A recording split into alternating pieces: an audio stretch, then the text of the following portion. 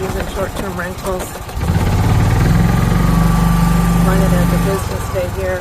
But also you have a lot of homes for people who live here full-time, part-time. Just a real mixture of opinions. Extremely desirable.